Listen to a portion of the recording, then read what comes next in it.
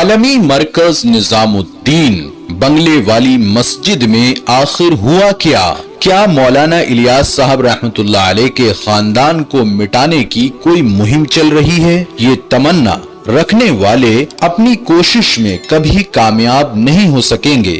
آخر سب کچھ صحیح چل رہا تھا، اچانک ایسا کیا ہوا؟ کیا مولانا یوسف صاحب رحمت اللہ علیہ کے پوتے نے کسی کی فروشگاہ پر تالا لگا دیا؟ حدیث مبارکہ کے مطالعے سے ملتا ہے کہ آخر زمانے میں جو ہوگا وہ سامنے نہیں ہوگا، جو سامنے ہوگا وہ ہوگا نہیں۔ اسی طرح بعض فتنے ایسے ہوں گے جس کا سرا ہی نہیں ملے گا، حیرت ہوگی، حل نہیں ہوگا۔ بنگلے والی مسجد میں کیا ہو رہا ہے جس نے کسی کو علیحدگی پر آمادہ کیا؟ قطعی طور پر اللہ تعالیٰ کی ذات علم والی ہے۔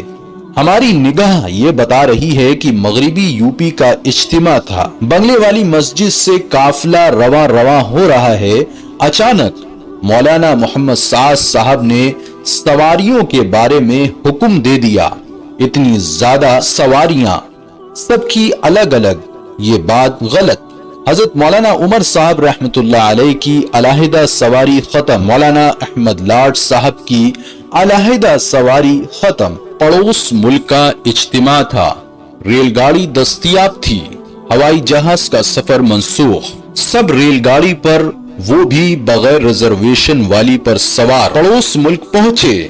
یہ تنسیخ بھی مولانا محمد سعد کاندھلوی کے جانب سے۔ بنگلے والی مسجد کے داخلی نظام میں تبدیلیاں، مصارف اور آمدنی کے نظام میں تبدیلیاں، اس جسارت کو پیش کرنے والے مولانا محمد سعد کاندھلوی صاحب ہر 2 سال پر سفر حج، دعوت کے نظام کا بندوبست، عالمی سطح کا جوڑ، سعودی عرب سے تعداد میں سفر کے ویزے کی فراہمی ہوا کرتی تھی۔ سفر حج کا قافلہ صرف دعوت کی یکسوئی والا ہو، ویزے پر بندش، اوروں کے مزے ختم۔ یہ قدم بھی مولانا محمد سعد کاندھلوی صاحب نے اٹھایا۔ بنگلے والی مسجد میں مخصوص افراد نے دینی وجوہات سے تعاون حاصل کرنے کی راہیں کھوج لی تھی، جو بنگلے والی مسجد کے اندرونی نظام اور مزاج کے خلاف ہے۔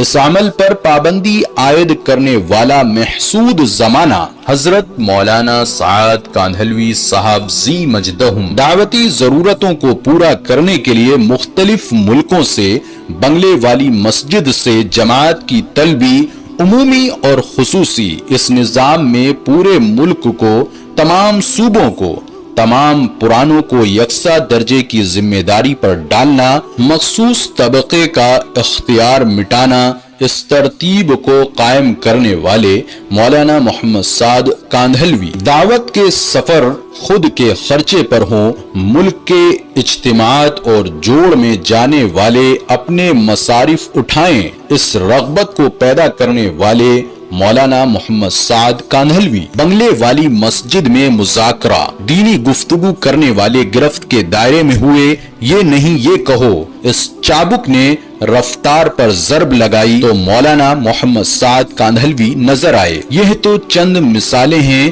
دور کی نگاہ نے ان کو دیکھا ہے، عرصہ زمانہ 20 سال کا ہے، نہ معلوم کیا ہوا ہوگا۔ صنف نازک کے ساتھ اس لیے فسق نکاح کا مطالبہ وجود میں آ گیا۔ ابو بکر کی یہ صداقت کا جھنڈا، عمر کی نرالی عدالت کا جھنڈا، یہ عثمان کے تاج شہادت کا جھنڈا، یہ پرچم علی کی شجاعت کا جھنڈا، شجاعت سے اس کو اٹھائے چلا چل۔ جی یہ وجوہات ہیں، نہیں اقدامات اور اصلاحات ہیں جس نے منتخب حدیث کے خلاف آواز اٹھانے پر توفیق دی، نہج اور منہج کے طرف ہونے کے خطرے کو بتانے کی جرأت دی، امارت کے خلاف بغاوت کو شرعیت کا فہم دینے کا عمل انجام دیا۔